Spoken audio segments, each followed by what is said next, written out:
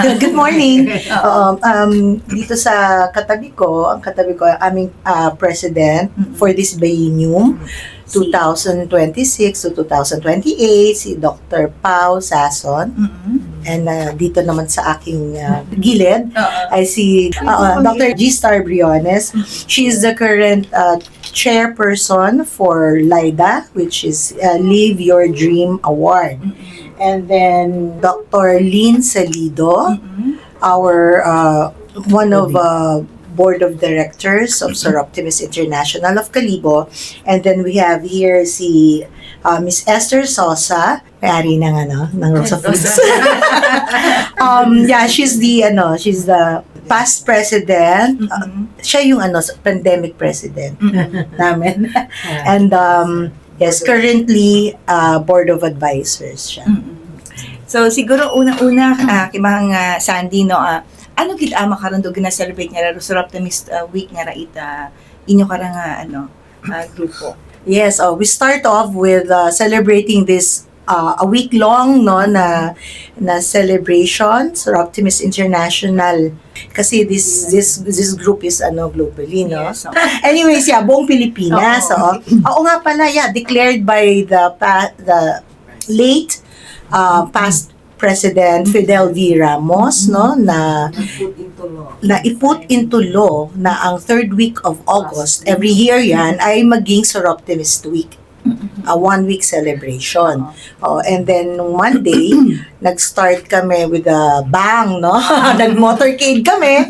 So, we want to be seen and we want to be heard. Para malaman na rin yung ng mga kababaihan at mga girls na we are here for them. And then after that, syempre relaxing naman, we had yoga. But not only for the members, may nag-yoga din ng mga regular na nag-join ng yoga with Dr. Tin Palomar as the yoga instructor. Siya din ay member ng Soroptimist, no? And then the following day, we had courtesy visits sa ating mga LGUs, no, including our good governor, Joanne Miraflores, and then also with Mayor Jury Sucro, and then also we also ahead of time, no, we visited yung mga barangays also na i-adapt namin, no. It's also in our programs, no. And then yesterday we visited the president of Calibo Cable, kasi he's offering a certain time, no, para i-air yung Usapang Babae, which we relaunched actually. Matagal na yung Usapang Babae, but relaunch siya for this biennium, and then with different and twist and na concept, no. So with that, we went to the architecture sa may ASU for the logo making contest na ini-introduce namin sa mga students doon. And then, syempre with prize yan. And also to make these students be exposed na rin. And then, alam mo, may ma-discover din sila na more sa kanilang talents. And now naman na we're here, nako, thank you very much sa DYRU for accommodating us and giving us your time para ma-promote namin yung mga mahahalagang projects, yes, and programs namin, mga flagship programs. So ano raw ang importanteng programs sa kay bahang Sandy dahil iya ro imong mga kaibahan? I-explain ni President Pao na si Dr. Pao with regards to ba't kami nandito ngayon. Sige, thank you. Hello, good morning. Sa tanan man nga nagapamati sa karanaw this morning, mayad gid nga agaon kinyo tanan. So first and foremost, of course, we would like to thank the management of DYRU for having us. And siguro yung laging question would be, sino ba yung mga Soroptimist, di ba? Kasi admittedly, kung i-compare kami sa ibang mga organization, medyo sangkini lang ang kasayod. Kasayod. Although abo ka mong ginaobra sa likod, pero bukod ka mo masyadong visible o nababatian. Nababatian. Patago inyong mga So actually, ang to put I'd like to put it like simply like Soroptimist is an organization of women who help women and girls dream bigger. Parang ganon, di ba? Just to put it simply. Pero actually, we are a global organization under the Soroptimist International of Americas kasi there are 5 federations. So, may Americas, may sa Africa, may Europe, UK and Ireland, and then the last is Asia.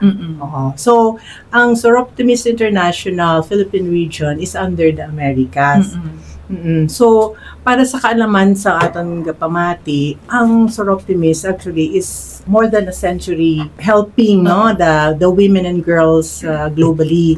So, sa sa SIAPR, which is the Philippine region, 60 years. We celebrate our 60 years of since the founding of SIAPR. And for the Soroptimist International of Kalibo, 43 years na rin kami. Oo, na we've been helping the community. So, ang mission talaga of Soroptimist is we are focused sa mga women and girls. And we want to help them through giving them education, social empowerment, through skills training, and then livelihood. So, yun yung pinaka-heart of Soroptimist. Oo, so sa amin, we believe na kung bigyan namin sila ng, like for example, we help them finish a degree, or their education, hindi lang diploma niya ang binibigay namin. But at the same time, we also help including the whole family. Kasi di ba, if one of the family members is nakatapos, nakatrabaho, so the whole family is also, dignity. Dr. Pao. Tama. Oo, ganyan. So, we're not only helping through education, yun nga, sabi namin livelihood, di ba? Kasi kung financially independent yung babae, di ba, parang she has that freedom to make choices, di ba? Hindi siya reliant or dependent, from the husband or from the other people. So, free siya to choose, for herself. So, what is so meaningful, and I think yan yung talagang nag-light up yung faces ng mga members namin na to, and I'm sure they will agree, na ang pinaka-meaningful about Soroptimist is we don't only help them just for the moment na impact, but we want to help them na magkaroon ng talagang lasting change na for generations yun. Hindi lang sa kung sino yung tinulungan namin ngayon, but sa mga generations to come. To empower them. So, yun yung pinaka- So, pang matagalan na tulong. Oo. Hindi lang, like for example, yung sa scholarship namin ngayon sa Access to Education, one of the programs, hindi lang namin tinutulungan for the first year. We help the girl finish talaga hanggang makatapos. Hanggang in fact, meron pa kaming natulungan, na dalawa na nurse na ngayon, working na. Sa Tumbukon, tapos yung isa sa APMC. And then meron ding teacher na. Teacher na sa IJA. Wow! So, yun yung iba yung fulfillment, di ba? If you see this girl nag-transform yung life na because of our help. Yes. So that's Soroptimist. Gusto gitan ako Dok ipangutahan na kinyo makaron nga gaano ka matuod nga ro inyong nga grupo kamot mismo sa inyong sariling mga busa gahalin do ginabulig nga ra sa mga women sa mga pamatanon sa mga inunga naton nga. Good morning. Most of the time, it comes from our pocket. Dahil nga, nahuya man kami magsari ka pinangay. But we raise funds. So we have, there was one time may mga Zumba kami. We raised something like 500,000 that time for the scholars. And then, mas may mga fundraisers. Pero sa inyo may gapon yung mga families doon gahalin. Because this is voluntary and we are expected. We solicit siyempre sa family namon, mas madali abi. Sa mga friends and then I know there are also members, just mga members namon nga patago lang. Very generous.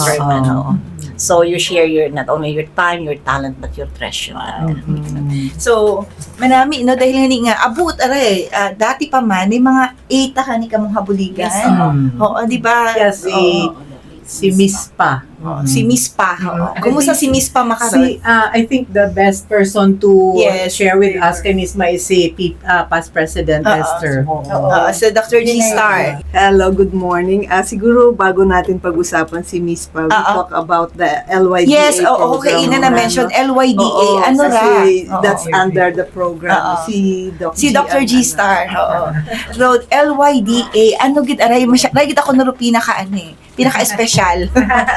Dr. G. Star, good morning. Good morning, everyone. I'm here because this biennium, I'm the chairperson of the LYDA, that is Live Your Dreams Award. Live Your Dreams Award. So, ibig sabihin karon hay gausoy kami, the purpose ita karay, hopefully through your station, kasi mahaba yung reach, wider yung reach nyo, na makausoy kami candidate para mabuligan namon, makontinue ang education, mahon ang skills, and eventually hay mabuligan namon sa anang employment in the near future. So kabay pa nga ina makaron may gapamati katon or may ina nga nagapamati nga may kakilaga nga pwede mag-apply for this scholarship. Sino karon pwede, Doc? So mga kailangan kita ka syempre dapat bayi imaw. Babayi. Tapos presently dapat enrolled imaw, pwede nga grade 9 or grade 10 student imaw, pwede man nga or college student. Hindi pwede mga postgrad, no, first year, second year college, third year or fourth year. Pwede man nga equivalent na program, like for example yung mga ALS or mga Alternative vocational learning courses, system. mga TESDA, pwede rin.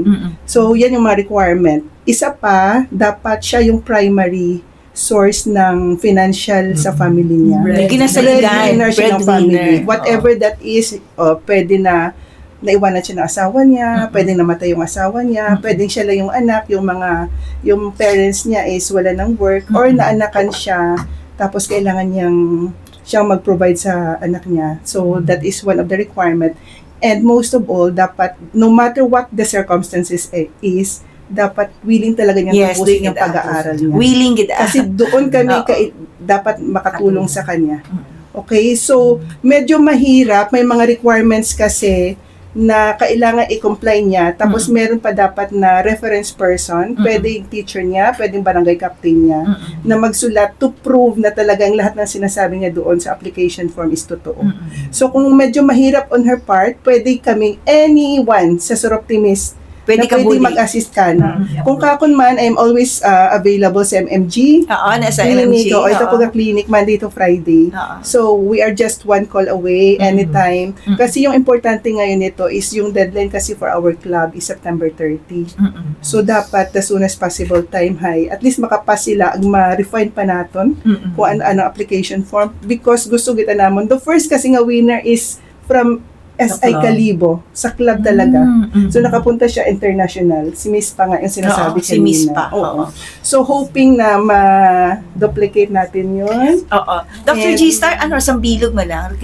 Actually, kada candidate, may kita nga from the club level, may kukunin kitang winner. Pero yung mga runners-up, may mga financial pa naman kami mabibigay sa kanila. Anong winner? Imabot ang baong ka na, Doc? Do search siya. May search Search siya. So, kung saan yung the best, bali, after September 30 nga deadline, maybe by first week of October, may judging na kami.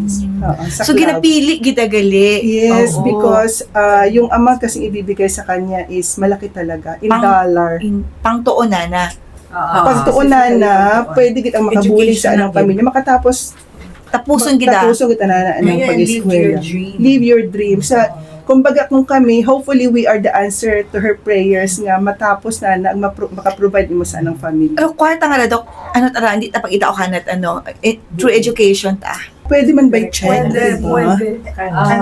It's a search, no? So, hindi lahat ng mag-a-apply ay may premyo, kumbaga, no? So, sa club level, my first kita will receive 15,000, dalawang runners-up, 5,000 each, tapos consolation prizes sa iba para may pamasahe naman sila kasi i-interviewin pa sila no?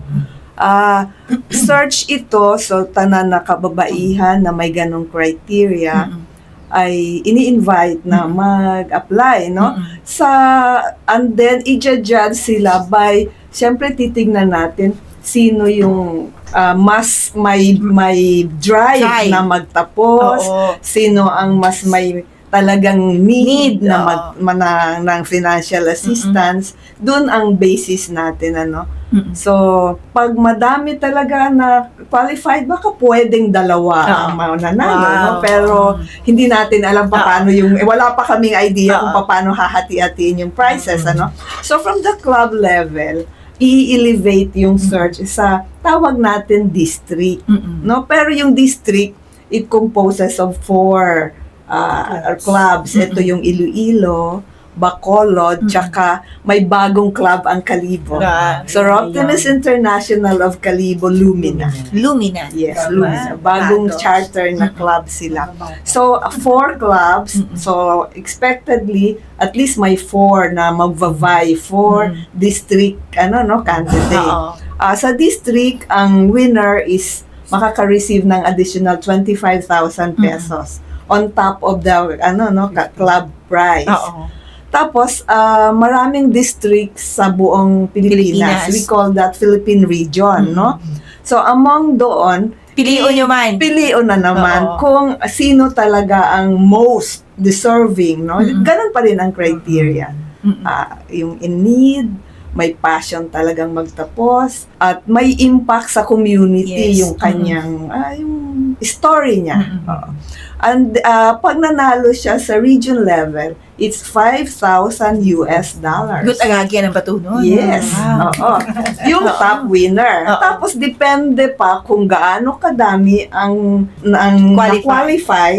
May hanggang 10 ang pwedeng runners up na $3,000. Si tagahalin ng mga papremyo, Yung sa club level, solicitation yun, sponsorship yun. Kinyo man. Dito. Oo, amon at mga benefactors no, na naniniwala sa cause ng Soroptimist, no. Yung sa district, manggagaling yun sa sa region ang funds. Sa National region, galing yan sa federation. Itong nanalo sa region is na naman yan, iko-contest na naman sila sa federation level. Yun yung $10,000. Kaya sigurado talagang makakapagtapos kung nakarating ka sa sa international federation level. Speaking of that, meron ng direct experience ang Soroptimist International of Kalibo. That was in 2008.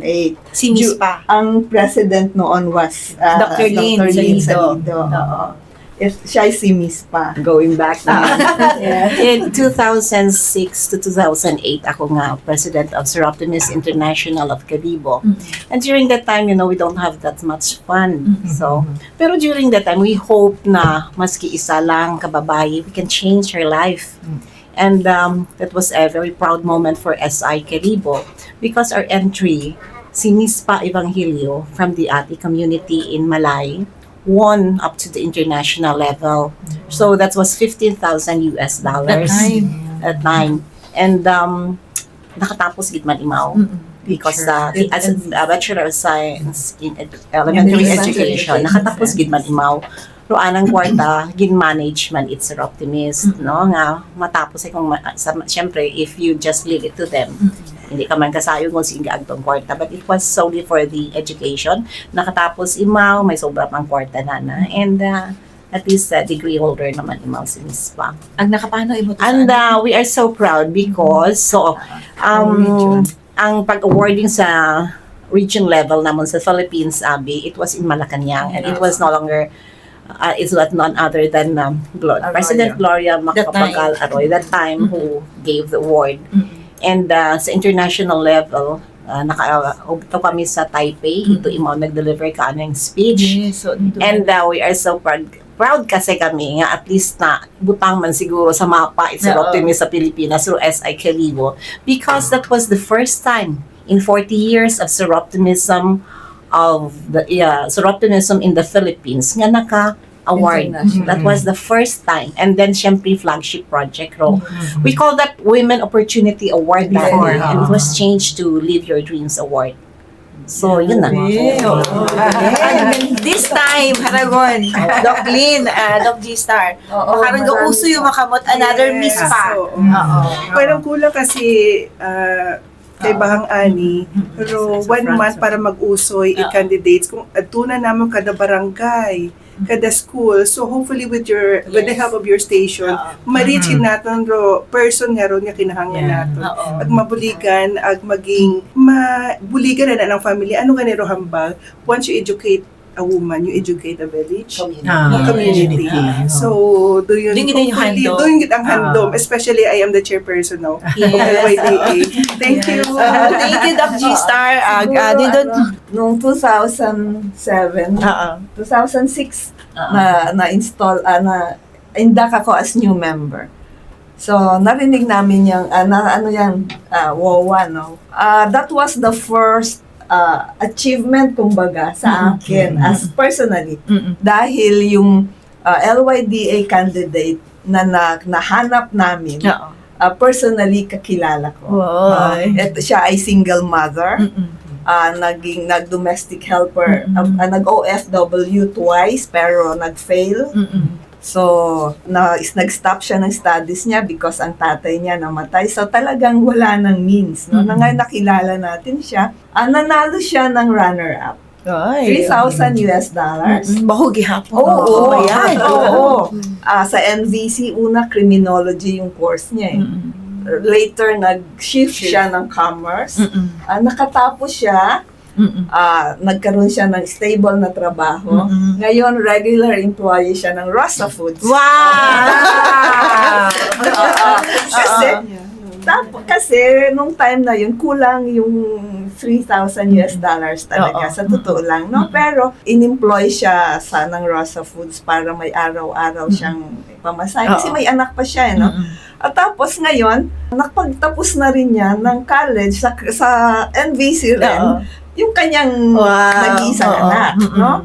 So, yung education na dating walang kakayahan magpaaral, ngayon na-break niya na yon, ano? So, nakapag-aral na rin niya yung anak niya. Napagtapos na gig. Napagtapos din niya yung anak niya. Tapos there's another one. Excited ako. Kasi may may personal touch talaga sa akin.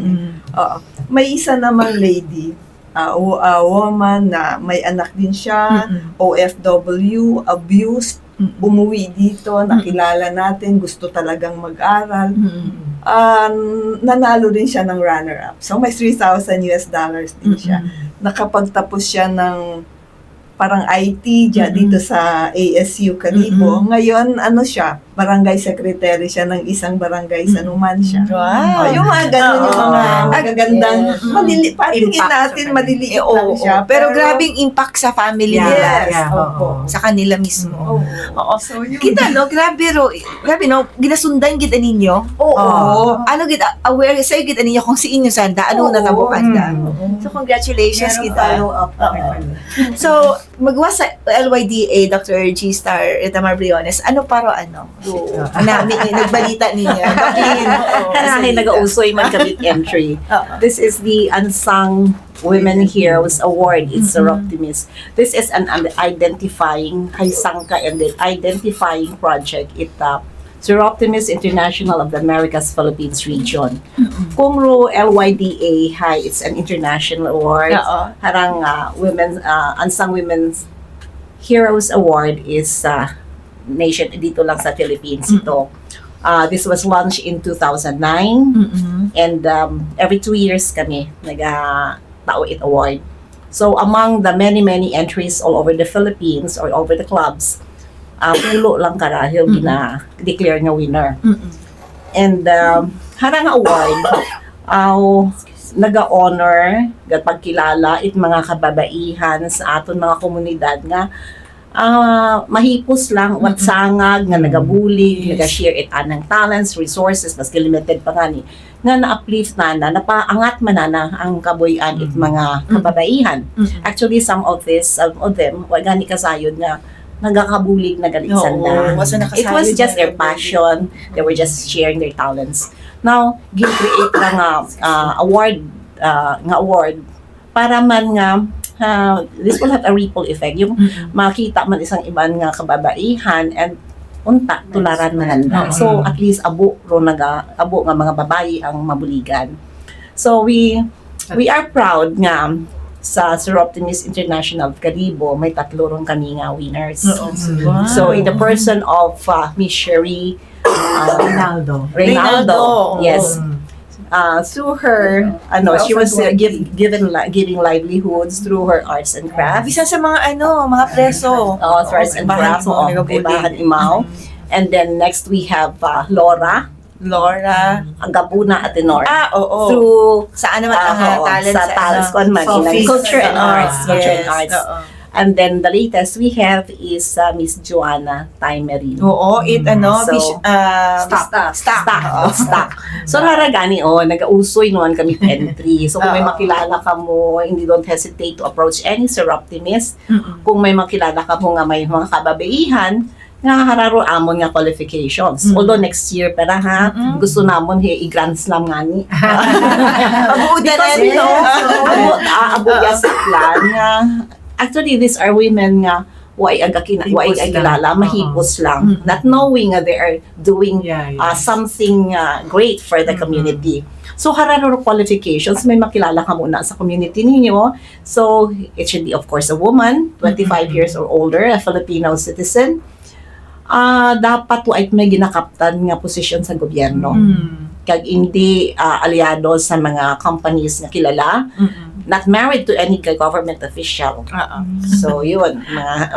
And then, the nominee has received, white men na received the national or international award. Although, ng aton mga entries after that, hindi ba yun, they were it's through anda man abi nga talent to, it was their talent, it was their business nga nakilala sila. Pero, Sabihin, tama yung aming tama feeling naman tama ako na pili. Oo. This the nominee is well known for outstanding volunteer work kasi voluntary and may have been recognized in her own community. Basta sa community lang. So, yun. So, since na ka pwedeng maghambaran kung sino ron kilala nanda nga Maski any circumstance Sino kinyo. so pamon you can approach, of course, ang mga presidente na lang sa Marzon ang office. You can approach Pwede sa Marzon Hotel. So may aton nga mga so nominees outstanding work in her community for the past 2 years falls under any of the following areas. 1, generation of economic opportunities to alleviate poverty, protection of women and girls from abuse, violence, or neglect, creation of opportunities for the education of women and girls, improvement of the living condition of indigenous groups, advancement of women reproductive health rights, and enhancements of women political participation in the community. So any of that mga great areas you can nominate. Yes. Thank you. So, thank you gid kay Dr. Lynn Salido, past president at Sir Optimist International Calibo. Thank you gid Ana. Pwede ka mo makipag-angot kalakanda sa MMG na kay Dr. Lynn, kay Dr. G-Star, sa Romero Enterprises kay Bang Sandy, sa Rosa Foods kay Esther at kay sa Marzon ng Calibo Cable kay Doc Pauline. So basta mo kung may gusto pa kamong ipaabot inyong closing statement. Gabay pa na kahit medyo short lang itong radio interview namin, we were able to let the people know kung sino si Sir Optimist. Kasi hindi lang who we are, but we also want them to know why we serve. Ganon. And then at least narinig din ng mga tagapamati naton yung mga programs na yan na we provide to the community. So actually, marami pang dapat kaming gawin, kaibahan. So we would like to invite those who wants to parang share with us ang mission na ito to help women and girls, not necessarily na maging member sila ng Sir Optimist kasi di ba mga women lang kami, but pwede talaga silang maka-help through financial support nila. Kasi actually this year, if I may mention, nag-come up kami through the ito talaga brain of FD, Federation Director Billy Calizo. Kasi siya yung chairman namin sa fundraising committee. So, meron kami in-launch during our 43rd anniversary last June 22, in-launch namin yung parang local ano natin yun, Legacy yung parang like yung fundraising ano namin program wherein we call it legacy stewardship of hope.